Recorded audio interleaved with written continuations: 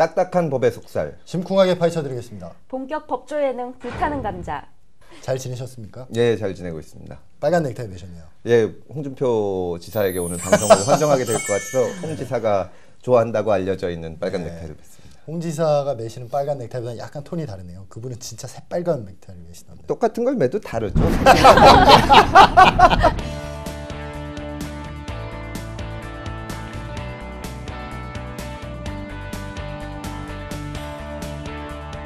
성완종 리스트 사건을 저희가 이번 회차로 4번째로 이제 다룰 예정입니다. 수사가 계속 길어지고 있기 때문에 안 다룰 수가 없습니다. 지금 홍준표 지사 소환 조사했고요. 이제 이완구 총리도 소환 조사를 했습니다. 리스트에 전 총리. 전 총리군요. 예, 전 총리 죄송합니다. 물러난 것도 억울한데. 그래서 리스트에 나오는 8명 중에 2명을 소환 조사한 상태고요. 예. 이완구 전 총리 조사 내용부터 한번 짚어보도록 하겠습니다. 이완구 전 총리 같은 경우에는 지금 그 금품을 이제 전달했다는 전달자가 없는 상황이고요. 예. 그렇죠? 없는 상황이라서 홍준표 지사하고는 조금 상황이 다르죠. 예. 예, 검찰 입장에서는 조금 어렵고 이완구 전 총리 입장에서는 조금 더 방어하기 쉽고. 지금 홍 지사 같은 경우는 조사를 받고 나서 여러 가지 얘기를 했는데 네. 이 총리는 그 전에 헛발질을 많이 했죠. 네. 사실 제가 변호인이었으면 막 야단을 쳐서 못 그러게 했을 텐데 네. 뭐 자기 만난 적이 없다 혹은 잘 모른다 이게 전부 거짓말로 밝혀졌기 때문에 네. 그런 점에서는 좀 어려울 겁니다.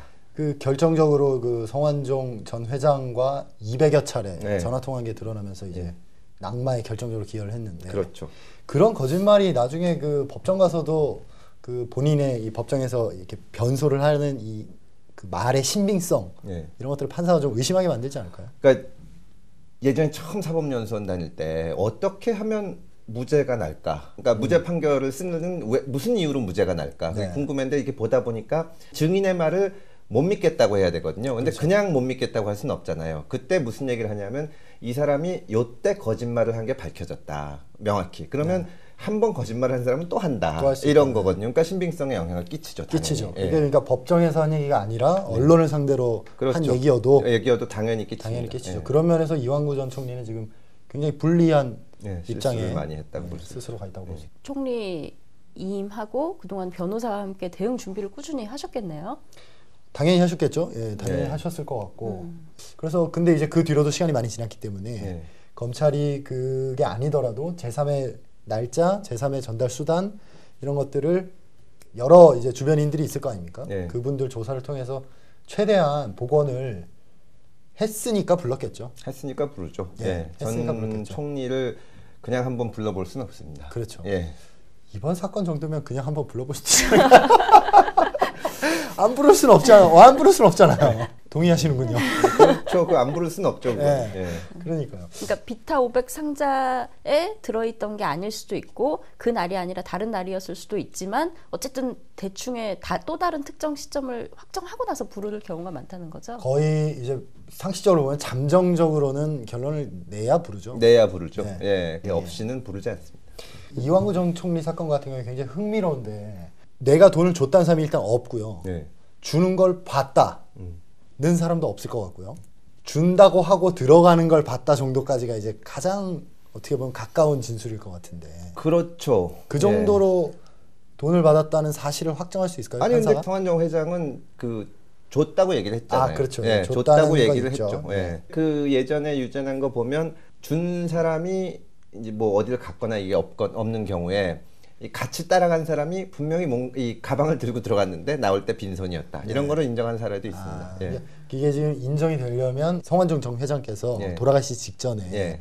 줬다고 말씀하신 그게 일단 인정이 돼야 되고 그렇죠. 그게 얼마나 믿을만한가 하는 건데, 그러니까 전에 말씀드린 것처럼 다 얽혀 있는 거죠. 얽혀 있는 거군요. 예. 유리해지는군요. 그러니까 한 사람이 한 말이니까 예. 홍에 대해서 한 말이 믿을만해야 이에 대해서 한 말도 믿을만하다. 믿을만하죠. 예.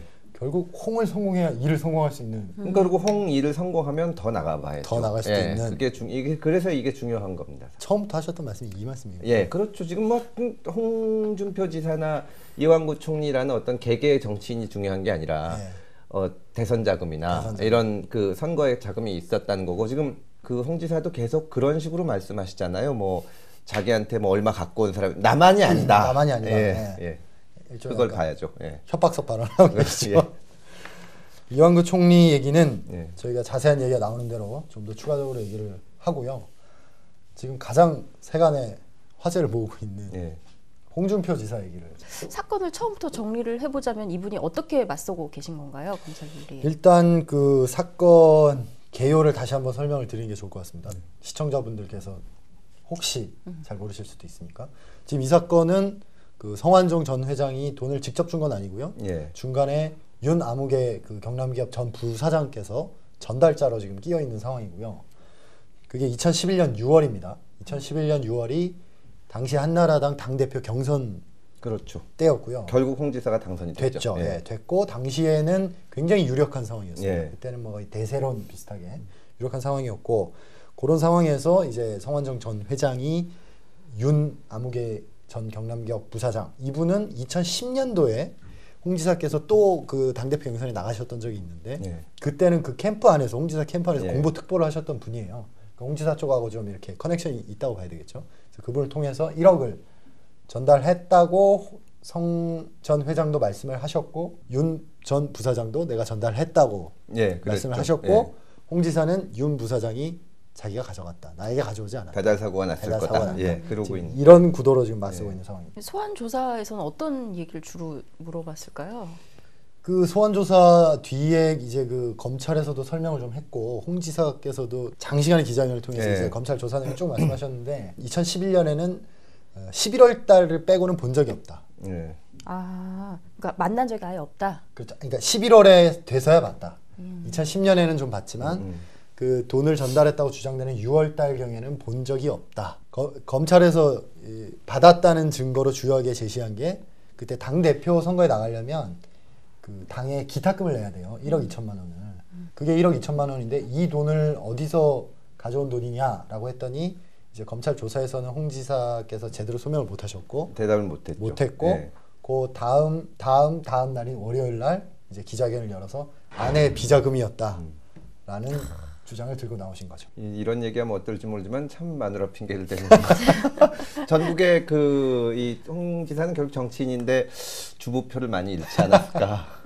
아내의 비자금. 주부들에게는 엄청난 부담이에요. 이제 그렇죠. 남편 비자금, 남편 정치금 3억 정도는 가지고 갖고 있어야. 있어야 여보 이거 없어? 여보 돈 있어? 그러면 툭 이렇게. 아, 근데 이번에 이제 약간 흥미로웠던 부분이 예. 검찰이 그 신문을 하면 불러서 조사를 하면서 보통 물을 때는 언제 뭐 몇 월 며칠에 돈을 받으셨죠? 이렇게 물어봐야 되는데 예. 그런 식으로 날짜와 장소를 아예 묻지를 않았다. 예. 양쪽이 다 인정하고 있는 그렇죠. 거거든요. 예. 이 부분을 지금 어떻게 해석해야 될지. 홍 지사가 그걸 예상을 못했던 것 같아요. 변호인하고 이렇게 의논을 했을 텐데 이 1억 2천이 어디서 났느냐 그걸 미리 예측을 했으면 대답을 준비해 갔겠죠. 그렇죠. 그 뭐 저 부인이 비자금을 만든 거다 했을 텐데 현장에서 답을 못 하고 나서 나중에 대답을 하니까 영 신빙성이 떨어지는 거예요. 왜냐하면 부인한테 1억 얼마를 그 대여금고에서 받았으면 잊어버릴 수가 없잖아요. 근데 그거를 검찰 조사에서 대답을 못했으니까, 그러니까 검찰이 지금 돈을 받았다는 일시장소를 얘기를 안 하는 것도 그런 효과를 노리는 거죠. 홍준표 지사는 지금 안 만났다고 하고 있는데 갑자기 어떤 증거를 들이대면 예를 들어서 법정에서 홍 지사가 답을 못 하는 겁니다. 그러니까 이 경선 기탁금이라는 거는 그 전까지는 전혀 예상을 못 하고 있었던 거죠. 제가 알기로는 이때 그 검찰이 경선 자금 예. 이게 두 가지로 크게 이루어져 있는데 경선 자금이 한 1억 1천만 원 정도, 1억 1천 좀 넘는 그 돈이거든요. 그러니까 홍 지사가 그 경선 자금의 출처는 준비를 해서 들어가신 것 같아요. 예. 준비를 해서 들어가서 이걸 물어보면 이건 요렇게 마련했어요 라고 얘기를 하려고 들어갔는데 들어갔더니 기탁금을 예. 들이민 거죠. 예. 그러니까 이제 당황한 거죠. 당황했고 근데 판사가 보기에도 나중에 예. 왜 그랬으면은 그 당시에 검찰 조사 받을 때 얘기 안 했냐. 그렇죠. 이게 무슨 서류를 보고 기억나는 게 아니잖아요. 그래서 제가 그 옛날에 현직 검사가 말하는 수사 제대로 받는 건 얘기할 때 전혀 대답을 하지 말아야 된다는 묵비권. 게, 이게 홍 지사도 근데 정치인이니까 또 일반인도 그렇고 체면 때문에라도 자꾸 설명을 하고 싶어 하거든요. 근데 딱 걸리면 왜 이 말은 하면서 이 말은 못했냐, 여기는 이건 나중에 만들어낸 거 아니냐, 굉장히 그렇게 되는 거죠. 지금 대단히 불리합니다 사실은. 예. 큰일 났네요. 뭐 큰일 났다기보다는 근데 아내한테 받았다 그러면 뭐 누구한테 다른 사람한테 빌렸다 그러면 차용증이라도 있든지 뭐 계좌이체 흔적이라도 있을 텐데 아내가 현금으로 갖고 줬다고 하면 추적이 안 되잖아요. 그러니까 그 부분을 제가 다시 한번 정리를 해드릴게요. 그 월요일 날 기자회견을 하시면서 그 부분 내용을 상세하게 말씀하셨는데 11년간 변호사를 하면서 돈을 꽤 벌었고 그게 좀 있고 그다음에 핵심적인 게 이제 2008년도에 국회 운영위원장을 하셨어요. 예, 여당 국회, 대표라서. 예, 국회 상임위원회 중에 국회 운영위원회라는 상임위가 있잖아요. 여당 원내대표가 당연직으로 거기 위원장을 하는데 그걸 하면 매달 4천에서 5천만 원 정도가 일종의 영수증 없이 쓸 수 있는 돈이 나온다는 거예요. 예. 그래서 그거를 뭐 활동비도 쓰고 뭐 야당도 좀 나눠주고 이렇게 하다가 좀 남으면 집에 생활비로 갖다 줬다는 거예요. 판공비를 가져간 거네요. 그렇죠, 일종의 그런 그렇죠. 거죠. 네. 그래서 그거를 부인이 차곡차곡 모아서 비자금 만들었다가 자기가 이제 야 나 경선 나가야 되는데 돈이 모자라다 1억 2천 좀 구해달라니까 턱 내놨다는 거죠. 그러니까 이게 참 저는 이 흥미로운데요. 네. 그 홍준표 지사의 그 기자회견 내용을 본인은 어쨌거나 심사숙고해서 얘기했을 텐데 굉장히 그 해석이 여러 가지로 가능해요. 네. 일단은 첫째로는 정치인으로서 삶을 포기한 거 아닌가. 그 정도. 이게 국회에서 받은 이름 자체가 국회 대책비인데 네. 이걸 이걸 가져가서 생활비 줬다는 거는 네. 이게 뭐 신문에서는 횡령이 되니 많이 말이 많지만 말도 안 되지 않습니까? 정치적으로 끝이죠, 이거는. 정치적으로 끝이죠. 근데 검찰총장이 1년에 영수증 없이 쓸 수 있는 돈이 180억이에요. 네. 근데 이거 영수증 없이 쓸 수 있으니까 한 100억은 집에 갖다 줬다. 그거 말이 안 되지 않습니까? 그렇죠. 근데 그럼에도 불구하고 그게 횡령이 안 된다고 생각해서 일단 어떻게든지 형사처벌을 안 받고 싶은 건가. 그래서 그런 무리한 변명까지 내는 건가 하는 생각이 들고, 예전에 공천 해달라고 찾아오는 사람들이 뭐 20억도 했고 했다. 그런 식으로 말하자면 그러니까 이렇게 정치인들은 약간 그런 경향이 있어요. 이게 재판받고 하는 거를 정권에서 이렇게 조정을 하는 것이고, 네. 홍 지사 그 얘기도 하셨잖아요. 나를 이번엔 패감으로. 패감이 되지 않겠다. 그러니까 메시지를 보내는 거죠, 나름. 나를 살려달라. 그러지 않으면 하겠다. 뭐 이런 걸로도 볼 수 있는지 모르지만 하여튼 일반 그냥 평범한 유권자 입장에서 봤을 때는 정말 황당무계한 변명을 하고 있는 거죠. 이게 황당무계할 뿐만 아니라 이게 범죄거든요. 실제로 그 노무현 정부에서 그 청와대 총무비서관 하셨던 분이 예. 대통령한테도 이런 돈이 있잖아요. 있죠. 예. 이걸 따로 쟁여놨다가 기소돼서 유죄 나왔잖아요. 예. 유죄 나왔고 뭐 이거 가지고 이렇게 따로 쟁여놨다가 유죄받은 케이스가 굉장히 많이 있어요. 그래서 정색하고 수사를 하면은 죄가 될 수도 있죠. 될 수도 있죠. 예, 될 수도 예. 있는 상황인데 뭐 누리꾼들은 그렇게 얘기하시더라고요. 똥차를 피하려고 쓰레기차로 뛰었다. 하여튼 납득하기가 참 예. 어렵습니다. 그런데 궁금한 게 그냥 아내가 변호사 수임료를 조금씩 이렇게 모아놓은 거라고 말하면 되는데 왜 굳이 저도 참 그 그게 이상해요. 대책비까지. 그것도 이제 변호사 수임료, 그러니까 무슨 문제가 있었을 겁니다. 뭐 세무 신고한 거나 이게 있을 수도 있고, 그 다음에 뭐 그 기간이 좀 안 맞았을 수도 있고, 모르겠습니다. 집에 가서 좀 뒤져봐야지. 혹시 비자금이 어디 있는 거 아니야? 다 용서해 줄 테니 돈만 달라. 자진신고 기간. 기자회견에 나왔던 얘기 좀 더 해볼까요? 예, 그러시죠. 예. 그 아내 비자금 얘기와 맞물려서 여러 가지 불법 소지가 있는 발언들을 쏟아내셨거든요. 그렇죠. 예, 예. 그 저희가 지금까지 계속 얘기했던 그 재산 누락 신고 이 부분이 이제 과태료 사안이긴 한데 사실 홍 지사께서 그 지방선거를 치르셨잖아요. 예. 그럼 그때 이제 그 재산 사항을 후보자 재산 사항을 공개를 해야 됩니다. 그렇죠. 그죠? 예.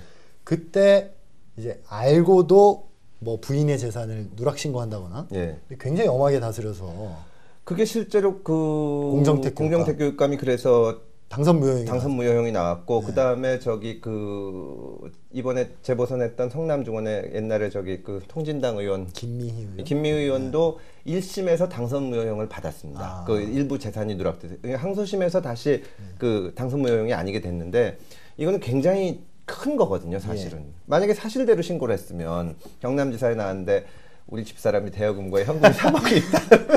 거의 선거를 포기하기 전에는 할 수 없는 건데 그걸 숨겨둔 거니까.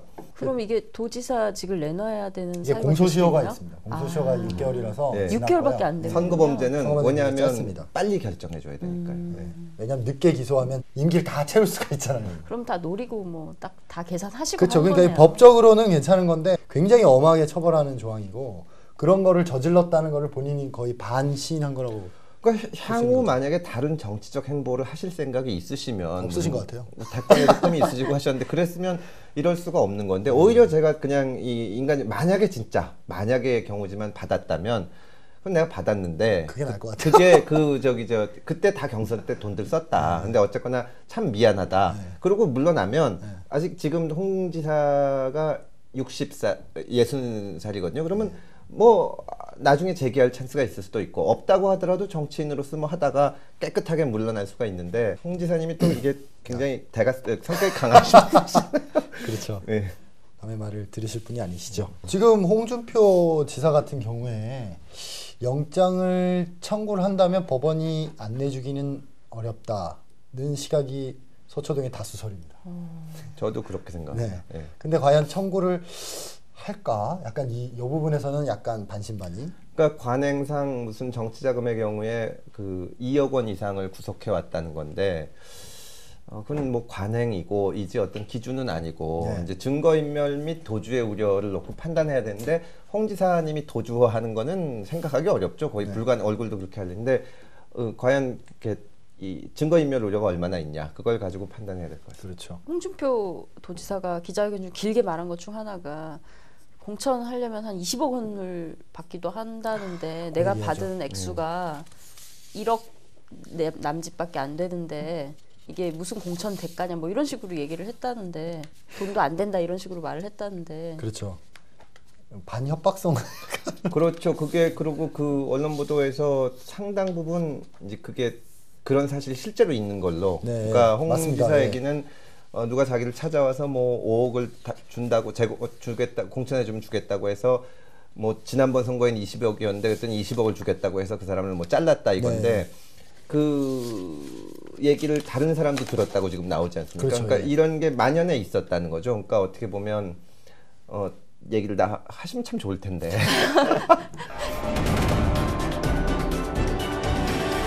얼마 전 SNS에서는 세월호 피해자들을 어묵이라고 비하했던 사건 때문에 굉장히 시끄러웠는데요. 이게 상당히 정말 입에 담기도 싫은 얘기지만 이게 어떻게 된 사건인지 좀 설명 좀 부탁드리겠습니다. 그 SNS에 세월호 사고 희생자의 사진과 함께 참 입에 담기도 힘든 그런 취지의 이제 비하 용어로 그런 글을 이제 올린 분이 모욕죄로 일단 기소가 됐고 그다음에 수사가 시작되니까 이제 허위 자살 암시 글을 올려가지고 위계에 의한 공무집행방해 이렇게 2개로 기소가 된 사건입니다.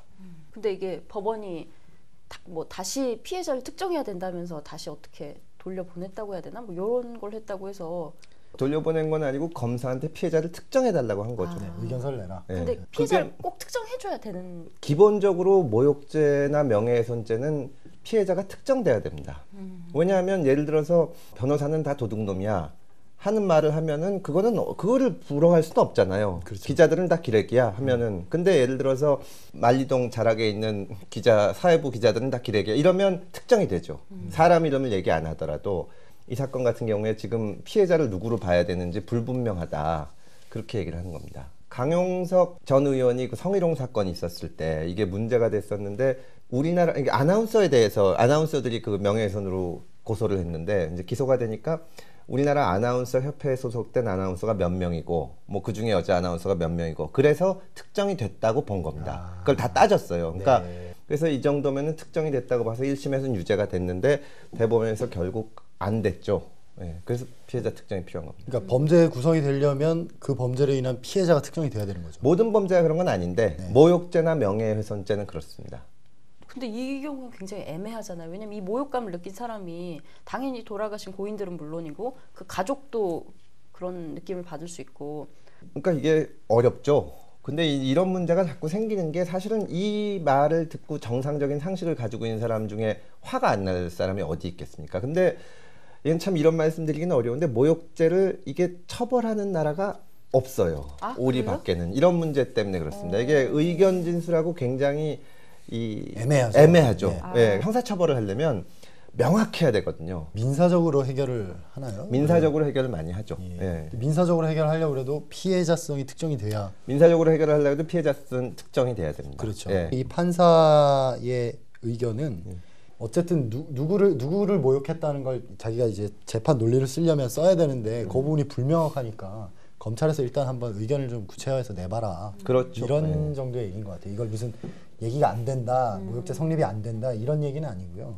모욕죄라는 게 이제 상식적으로는 그냥 모욕하면 처벌한다 이렇게 느껴지는데 욕하면 처벌되는 거라고 이해하면 그게 되게 애매한데 몇 년 전에 문근영 씨 선행을 놓고 지만원 씨가 예. 그 할아버지가 종북 좌파설을 제기했죠. 빨치산이다 그렇게 얘기를 했더니 이제 어떤 사람이 거기다 이제 비판하는 글을 썼는데 그 글 자체에 제가 다 읽어봤는데 욕이 없습니다. 욕이 없고 점잖게 썼는데 다만 지는 10,000원이나 냈나 이게 있는 거거든요. 그러니까 법원에서 이름을 가지고 조롱을 하면 그건 모욕이다. 이름이나 용모로. 그래서 그게 그러니까 근데 그렇게 생각하면 초등학교 운동장에서 애들이 다 돼지라고 하고 그 뭐 금태섭 보고 금태를 둘렀냐고 하는데 물론 얘들이 14살 미만이라서 형사 미성년자라서 처벌은 안 받지만 엄연히 그게 범죄라는 거거든요. 그건 말이 안 되죠. 그렇죠. 상식에 반하죠. 상식에 반하죠. 예. 그럼 명예훼손하고 모욕죄는 뭐가 다른가요? 그러니까 최근에 그게 굉장히 많이 명예훼손은 기본적으로는 어떤 구체적인 사실을 얘기해야 됩니다. 그러니까 이제 뭐 의견이 아니라 사실. 그러니까 대머리야 이런.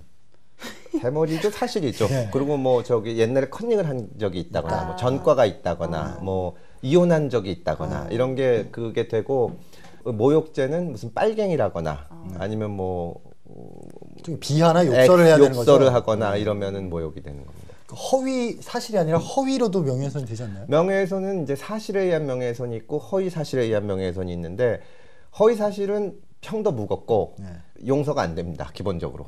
근데 진실은 명예훼손에 해당하더라도 공익을 위해서는 괜찮습니다. 기사나 뭐 그런. 예, 그렇죠. 그러니까 일반이더라도 뭐 어디 선거에 나갔는데 저 사람이 사실은 전과가 있다 실제로 감추고 있지만 그런 거 얘기하는 거는 그 명예훼손으로 위법하다고 보질 않는 거예요. 옛날에는 진짜 한 200년 전에 그 외국의 법들을 보면 사실로 인한 명예훼손이 더 무거운 적이 있었습니다. 그게 더 치명적이라는 거죠. 반박이 안 되네요. 아주 웃기죠. 아 근데 그럴싸한데요? 네. 이게 거짓말이라고 말을 할 수가 없는 거니까. 그러다가 이제 말문이 막히죠. 이게 그 명예훼손이 말하자면 예전에는 어느 나라나 처벌을 받다가 여러 번의 재판을 겪으면서 아 이거는 법으로 다스릴 게 아니다. 이렇게 논쟁을 통해서 해나가야 된다고 해서 지금은 처벌을 잘 안 합니다. 엔간에서는. 그리고 그게 결국은 자유롭게 말할 수 있는 거를 억압하게 되거든요. 표현의 자유와 관계가 있군요. 이번에 그 조희연 교육감도 이제 현행법상 처벌을 1심에서 유죄 판결을 받았는데 결국은 그런 게 자꾸 쌓이다 보면 어떤 의혹 제기가 어려워지는 거죠. 그렇죠. 예. 이상하게 그 저기 저 광우병 촛불 집회에 있으면서 이명박 정부에서 모욕죄 처벌받는 게 엄청나게 늘어났는데 한참 그럴 때는 저도 모르겠는 거예요. 저도 그래도 검사 생활을 10년 넘게 하고 막 이랬는데 좀 나간 얘기긴 하지만 약간 정권 차원에서 비판적인 의견을 탄압하는 도구로도 언제든지 또 쓸 수 있기 때문에 그렇죠. 이 부분에 이제 국가의 형벌권이 개입하는 부분은 말씀하신 대로 조금 신중하게 저희가 생각해 볼 필요가 있을 것 같습니다. 미국에서는 그런 모욕죄가 없는 거 없어요. 우리나라 말고는 거의 없습니다. 그럼 뭐 오바마 보고 오사마라는 식으로 이름 갖고 이렇게 놀려도 그게 모욕죄가 되지는 않는. 않습니다. 예. 예.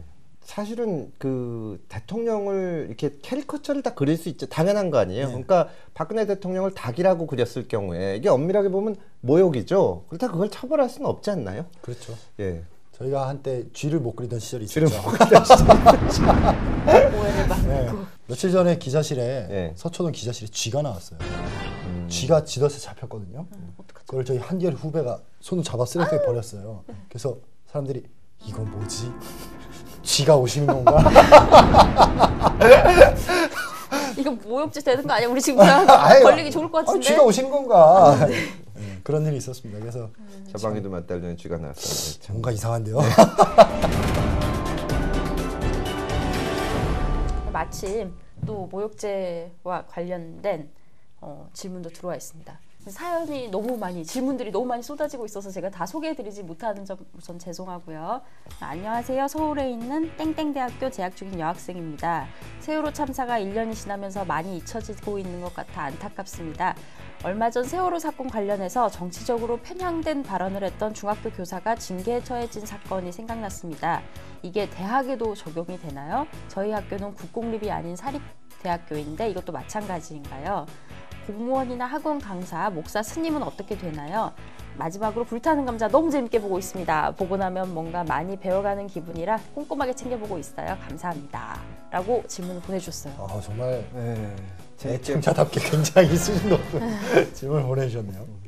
어떡하죠, 이거? 이거 되게 어려운데 기본적으로는 그 공무원은 정치적 중립의 의무가 있기 때문에 그렇죠. 공립학교 교원은 이제 우리나라의 경우에는 정치적 중립성을 지키라고 돼 있습니다. 그래서 그걸 어기면 징계를 하죠. 네. 여기에 대해서는 비판이 많습니다. 왜냐하면 외국 같은 경우에 교사는 이게 정치적 중립성을 안 지켜도 되거든요. 그리고 또 정말 중립성을 지키고 애들한테 얘기한다는 게 불가능해요. 이런 의견을 가지는 사람도 있고 저런 의견을 가지는 사람도 있으면서 애들이 판단을 하게 그걸 해줘야지 강요하지 않는 이상 어려운데 어쨌거나 현재는 공립학교 교원은 안 되고 그 다음에 사립학교법에서 그거를 이렇게 하기 때문에 사립학교 교원도 안 됩니다. 안 되는데 그렇죠. 대학 교수는 예외예요. 대학생들은 또 어느 정도 판단 능력이 중고생들과는 또 다르고 또 그래서 대학교 교수들은 자유롭게 뭐 정당에도 가입하고 선거 캠프에도 가고 그렇게 되는 거죠. 그리고 그 목사님이나 스님은 자유롭게 말씀하실 수 있을 것 같아요. 물론 그 성직자의 윤리가 있으시겠으니까 정치로 편향된 발언을 하면 안 되시겠지만 뭐 누가 목사님이나 스님을 그럴 수는 없을 것 같고 학원 강사도 이건 사기업이니까 예, 그러기는 어려울 것 같습니다. 조국 서울대 교수님이 아주 자유롭게 정치적 발언을 하고 계시죠. 저희 지도부입니다. 그러시군요. 나이 차가 그렇게 되시나요? 아니 2살밖에 차이 안 납니다. 예, 학번은 조국 교수님 일찍 들어가서 4학년 차인데 예, 제가 더 잘생겼죠. 뭐야 이건? 여기서는 제가 뭐라고 할 수가 없다. 웬만하면 받아들이려고 했는데 넘어가시죠. 네. 앞으로도 프로그램이나 법과 관련해 궁금하시거나 제보하실 내용이 있으시면 potato_fire@한이.co.kr로 궁금하신 점을 메일로 보내주세요.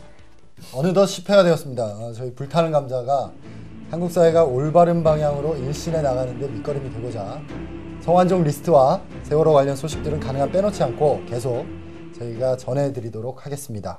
다음 시간에는 더 뜨거운 법 이야기로 찾아뵙도록 하겠습니다. 감사합니다.